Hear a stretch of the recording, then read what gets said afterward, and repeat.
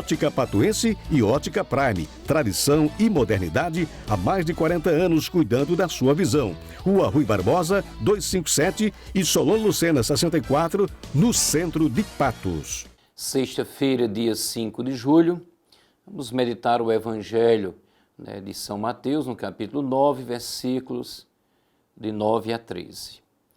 Proclamação do Evangelho de Jesus Cristo, segundo São Mateus. Glória a vós, Senhor. Naquele tempo, Jesus viu um homem chamado Mateus, sentado na coletoria de impostos, e disse-lhes: segue-me. E ele se levantou e seguiu a Jesus.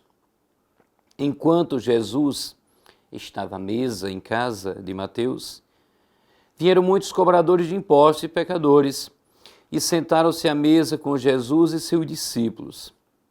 Alguns fariseus viram isso e perguntaram aos discípulos: por que vosso mestre come com os cobradores de impostos e pecadores? Jesus ouviu a pergunta e respondeu: aqueles que têm saúde não precisam de médico, mas sim os doentes. Aprendei, pois, o que significa quero misericórdia e não sacrifício. De fato, eu não vim para chamar os justos, mas os pecadores. Palavra da salvação, glória a vós, Senhor. Segue-me. Hoje o Evangelho nos fala da vocação do publicano Mateus. Jesus está preparando o pequeno grupo de discípulos que continuarão sua obra de salvação.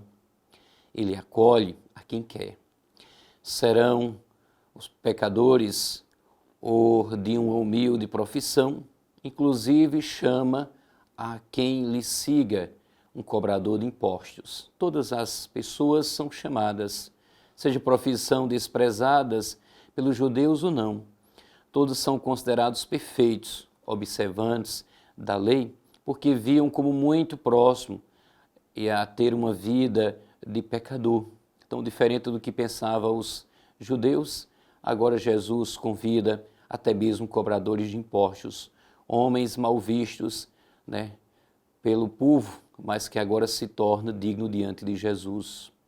É suficiente com o convite de Jesus, segue-me.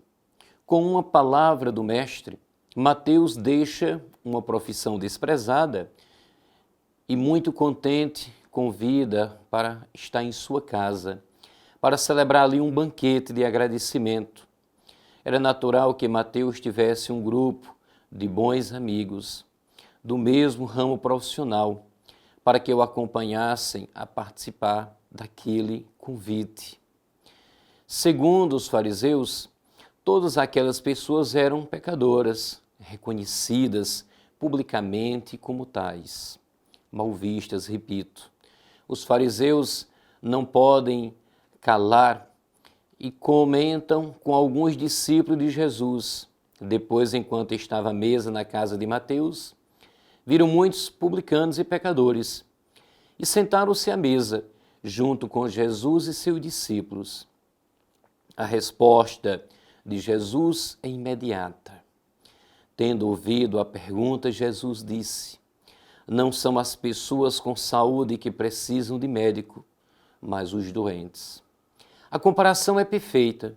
De fato, não é justos que vim chamar, mas os pecadores. Insiste muito bem Jesus. Ele é o grande remédio. As palavras deste Evangelho são de atualidade. Jesus continua convidando a segui-lo, cada um segundo o estado e profissão. E seguir Jesus com frequência supõe deixar paixões desorientadas, desordenadas, mau comportamentos familiares, perda de tempo, para dedicar momentos à oração, ao banquete eucarístico, à pastoral missionária, enfim, que um cristão não é dono de si mesmo, e sim que esta entregue ao serviço de Deus, como nos diz muito bem Santo Inácio de Antioquia. Com certeza, Jesus me pede uma mudança de vida e assim me pergunta de que grupo tomo parte, da pessoa perfeita ou daqueles que se reconhecem ainda sinceramente defeituosos ou pecadores? É verdade que posso melhorar, e aqui está a grande ação de Deus, conversão. Assim, o Evangelho de hoje nos fala sobre esta vocação de Mateus, ou seja, sobre Jesus que o chama para ser seu discípulo. Precisamente, perceber que Jesus chama um pecador público. Isto era algo de extraordinário. Mas o que significa esta expressão, pecador público? Significa que alguém era considerado publicamente pecador, pois todos conheciam a sua conduta de pecado. Os capítulos depois do Sermão da Montanha, ou seja, os capítulos 8 e 9, narram a atividade de Jesus. Diríamos assim que se trata do programa de vida que proclamou no Sermão da Montanha como facilidade e paz para que o povo realize suas atitudes e obras.